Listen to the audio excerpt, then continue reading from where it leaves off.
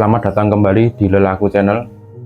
Pada kesempatan kali ini kita masih di daerah Gunung Kidul, dan pada kesempatan kali ini kita mendatangi narasumber yang ingin bercerita mengenai kisah-kisah mistisnya. Mari langsung saja kita dengarkan kisah mistisnya. Terima kasih telah menerima kami di sini, Om. Ya, Mungkin untuk waktu dekat ini Om kesibukannya apa nggih? untuk kesibukan bulan ini ya sebagai wira swasta, Mas. Wira swasta. Ya, Berarti nggih. Jenengan asli mriki nggih. asli, Jadi asli. kata rencang-rencang bang mriki Banyak, Mas. banyak cerita juga nggih, Banyak. termasuk cerita mistis. Ya, pengalaman saya juga banyak. Monggo langsung diceritakan ke pemirsa bagaimana kisah mistis yang pernah Om alami. Sekitar tahun 1997, waktu itu saya ronda, Mas. Oh, ronda malam nggih. Ronda malam. Ronda malam saya pulang setengah satu. Sampai rumah itu orang tua saya minta saya mencari kakak saya perempuan. Nah, saya agak marah, Mas, kesel ya keadaan.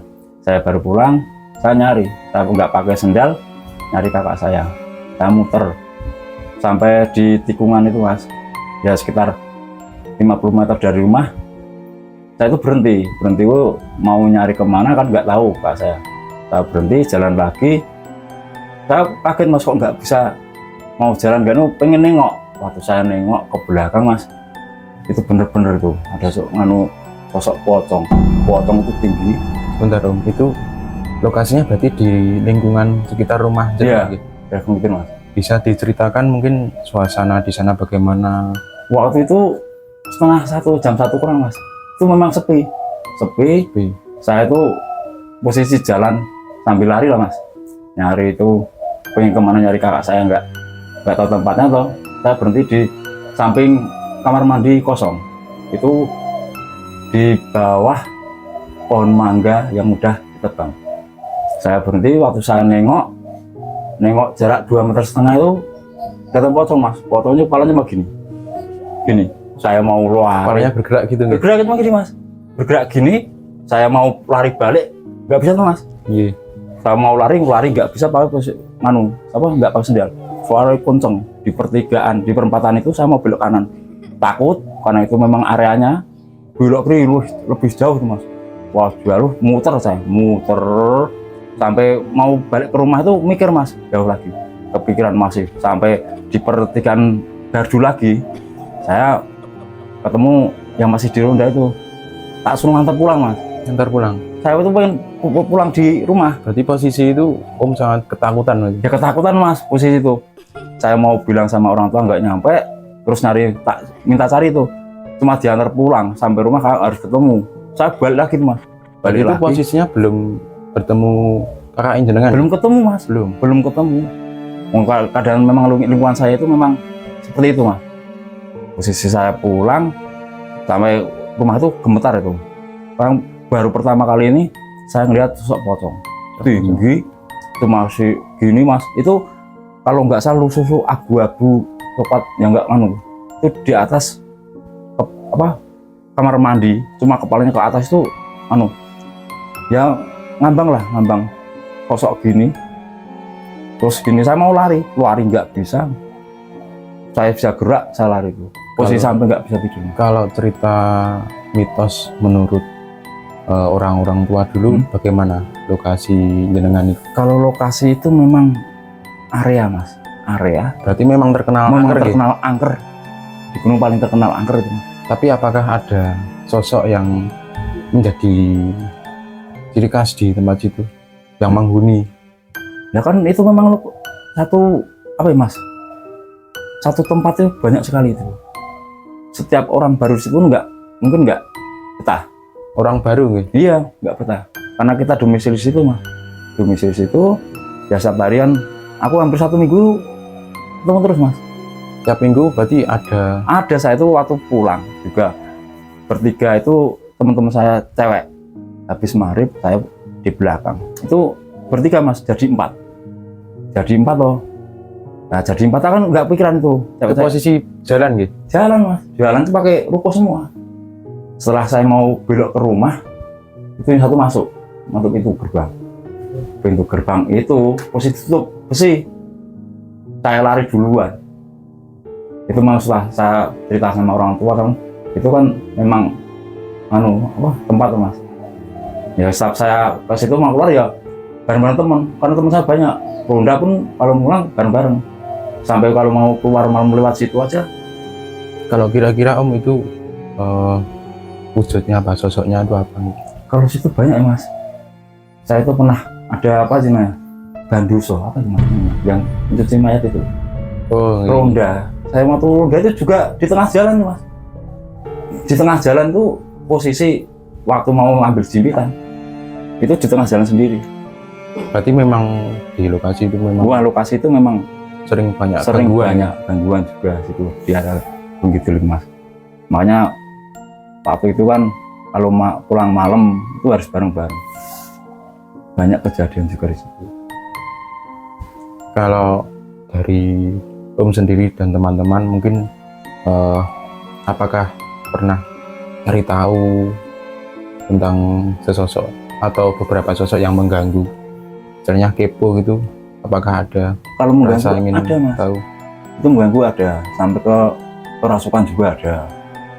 Kerasukan itu sampai ya itu maghrib mas. Waktu maghrib mana turun atau di jalan nggak tahu permasalahannya, sampai kumpul semua nggak tahu. Tapi ada yang orang pintar lihat itu katanya pegang kakinya nggak bisa jalan. Jadi kalau orang pintar tuh tahu dia tuh mau lari nggak bisa, teriak-teriak cuma kakinya dipegang.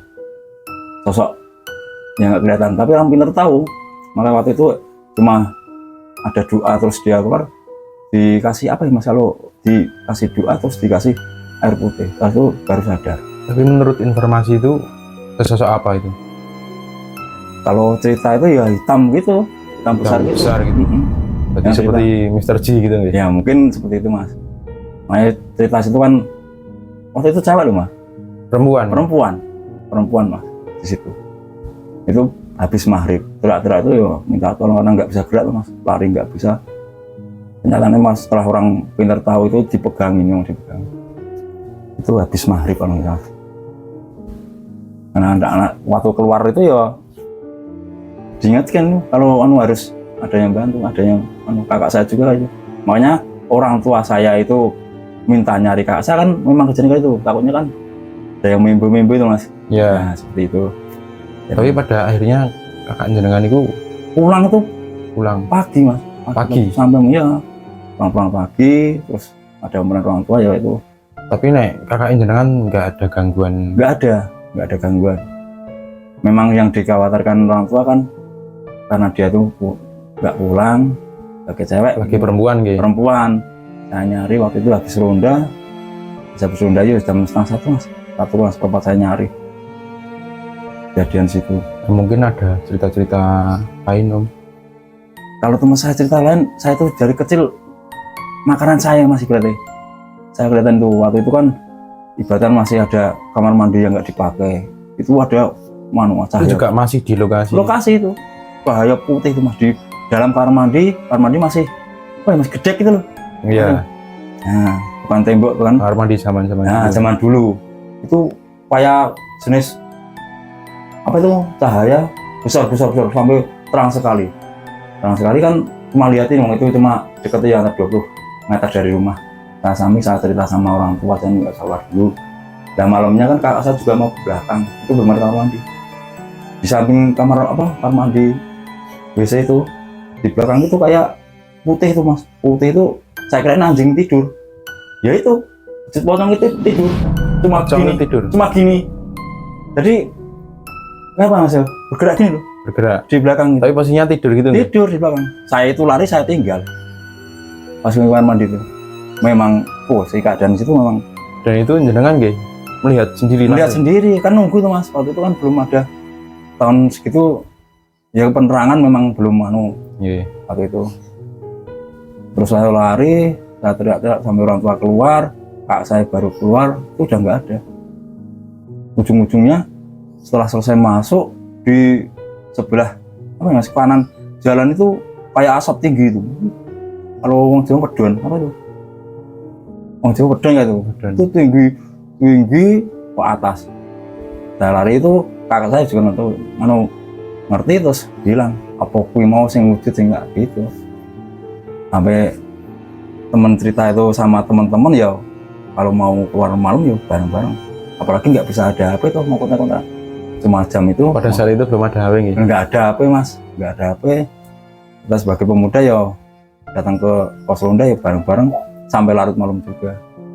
Tapi kalau untuk sekarang ini apakah masih ada Kalau gangguan atau pengalaman penampakan gitu? Sekarang nggak ada mas, cuma sekitar 4 bulan 5 bulan itu saya berburu itu memang Berburu juga Berburu masih tuh di daerah maghrib. lokasi atau Enggak. berbeda? beda lokasi mas, beda lokasi 3 orang saya sama teman-teman saya. Itu maksudnya itu biar burung tidur kita buru itu loh mas. Itu kira-kira jam berapa Om? Maghrib, pas maghrib itu ada tuangan hitam gede mas, sebelah tembok ini tapi gede besar tembok Besar. besar cuma tangan Bisa dideskripsikan itu besar itu tangan besar berbulu. berbulu tuangan hitam berbulu Cuma tapi tangan nggak ada yang anu waktu posisi teman saya itu udah arah ke tempat lokasi, saya masih di belakang, teman saya satu kencing itu adzan maghrib mas. Memang tempatnya lokasi, saya teriak-teriak itu wujud apa ini sampai saya teriak, saya lihat nengok itu ada kaca pecah itu memang anu, tangannya masih pelan ini mas turunnya. Saya lari, posisi di tengah itu masih alang-alang itu, saya lari, saya cerita di jalan ditanyain, saya diomelin, nah kamu itu ngapa toh terus tono lawi gon-gonan ini kok marip tono gitu toh. Dan sampai cerita sama temen, saya balik muter sampai di lokasi sudah motor saya. Nah kejadian itu memang nggak boleh apa ya mas, nggak boleh ada yang datang ke situ menjelang maghrib atau malam. Itu memang lokasi memang terkenal angker. terkenal mas. Kalau boleh tanya siapa, monggo area situ. Itu areanya bagaimana? Apakah itu hutan atau sawah atau Enggak, sebuah gedung. Gedung sampai sekarang masih dipakai Kalau atau dipakai enggak, karena apa ya mas, sampingnya atau gimana itu. Tapi kalau di lokasi itu enggak mungkin ya. Karena area situ samping itu sampai kamar mandi itu udah berantakan semua. itu dekat daerah pemukiman atau jauh dari Kalau pemukiman ya pemukiman sampingnya ada mas, tapi kan area itu kan di tengah-tengah tengah-tengah? ya. Itu pun di samping jalan raya mas, jalan raya. Tapi memang dari warga-warga sekitar itu juga masih Udah tahu semua mas. cerita juga pasti. Oh, udah cerita, makanya sampai saya diomelin, ngapain kamu sampai situ gitu loh mas, diomelin terus gon-goni papane kok perut kono maghrib kayak gitu. Terus saya ngomong sama temen-temen ya cuma ketawa, terus teman saya lah kok diudeni aku ora gitu lah, kan posisi jalannya saya sendiri. Terus ngobrol-ngobrol, ada yang bilang kalau habis malam itu ya saya situ mau ambil apa ya mas, tawon itu, mau ngurus tawon. Nah tawon itu tangga itu geser sendiri, ceritain. Mau saya itu nggak langsung pulang, di depan jalan raya itu cerita, ngobrol semua sama lokasi itu, sama teman-teman arah situ. Masih di lokasi itu? Masih di lokasi samping jalan itu, ngobrol sama teman-teman. Nah setelah ngobrol cuma ketawa aku. Wah ya nggak tahu, maghrib memang udah agak gelap. Itu ruangan mas, ruangan tuh meluk apa ya tuh, tembok yang pondasi itu besar hitam. Tapi kalau penampakan lain itu wujud cuma, gitu ada? ya cuma pocong itu mas saya. Pocong sama tangan itu nggih? Ya pocong ya sama kuntilanak itu yang kelihatan jalan tuh nggak kelihatan mas, yang masuk gerbang nggak kelihatan itu. Itu kan di 4 toh, ini jajar mas, jajar 4 itu jalan. Posisi ini masih jalan itu masuk mas, masuk ke. Ya kan kaget tuh sama saya di belakang. Saya tanyain teman-teman yang, teman siapa yang siji mau saya gitu. Terus ada orang masih nggak siapa tuh. Tak tanyain kok gerbangnya tutup, lari saya mas, lari. Itu dipastikan berarti bukan orang? Bukan orang mas, yakin bukan orang. Itu pakai ruko semua. Dan itu masuk ke rumah siapa? Enggak, wah gedung itu yang gerbangnya. Gedung itu?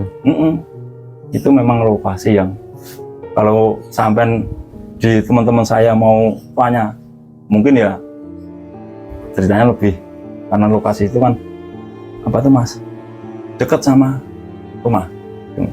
Tapi karena udah kebiasaan, udah domisili, udah makan setiap hari situ, bahkan seperti itu. Ceritanya sangat menarik Om, sangat membuat merinding. Ya makanya kalau untuk tahun-tahun ini saya enggak Mas, tapi kalau kejadian itu saya wujud itu tahu, wujud seorang pocong itu memang Tapi real pengalaman mau lari, iya di atas, Mas apa tuh, kamar mandi, kepalanya di atas kamar mandi sampai cuma gini Mas, gini. Itu posisi saya mau lari balik arah nggak mungkin saya lari, sampai itu lari yos nggak mikir kanan kiri saya, sampai mau balik rumah aja tak terus nganter yang masih di rumah di mana gardu itu. Cerita di situ, tapi kan karena saya itu udah pernah mengetahui pengalaman, tahu orang tua saya itu menyuruh saya itu gundulnya sendiri tuh Mas. Saya itu ada perasaan takut sama itu, sama mangkel lah gitu, karena sendiri itu nyari. Kenyataannya kejadian itu memang benar-benar kejadian. Baik, terima kasih, sangat menarik Om ceritanya. Ya. Mungkin dari Om sendiri ada pesan-pesan untuk pemirsa mengenai kalau kita berdampingan hidup dengan makhluk-makhluk dunia lain itu bagaimana? Cara menyingkapi kita bagaimana? Ya kalau menurut saya, diibaratkan katanya orang ini ya kenyataannya ada Mas, memang ada, memang itu makhluk itu ada. Terus yang bilang itu belum pernah mengetahui ataupun melihat secara langsung ya mungkin wah bayangan gitu, kenyataannya memang ada. Kalau saya itu sampai terbayang-bayang itu wujud, cuma lihat YouTube ya Mas, tapi kenyataan saya memang pernah lihat itu. Kalau baju itu coklat-coklat, abu-abu, agak kayak putih gimana nih, terus mata itu nggak ada tuh mah. Saya itu masih kebayang, sampai sekarang masih kebayang pocong. Kalau yang lainnya ya mungkin ada suara atau hitam itu kan nggak terlalu jelas.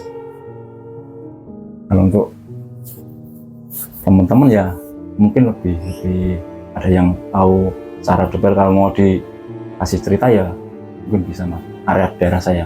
Mungkin pesan-pesan untuk pemirsa, maksudnya pesan-pesan kan kita paham ini, kita hidup berdampingan dengan makhluk yang tak kasat mata. Ya. Pesan-pesan Om itu apakah Ya. kita menghargai atau Ya. bagaimana cara kita bersikap? Kalau yang jelas pribadi saya nggak usah mengganggu. Kalau nggak diganggu tuh ibaratnya kan ada yang berani nantang juga. Ya itu nantang, kenyataannya setelah datang benar-benar ya lari atau down atau gimana, itu kalau menurut saya ya nggak usah ada yang saya lihat nantang teko kayak gitu.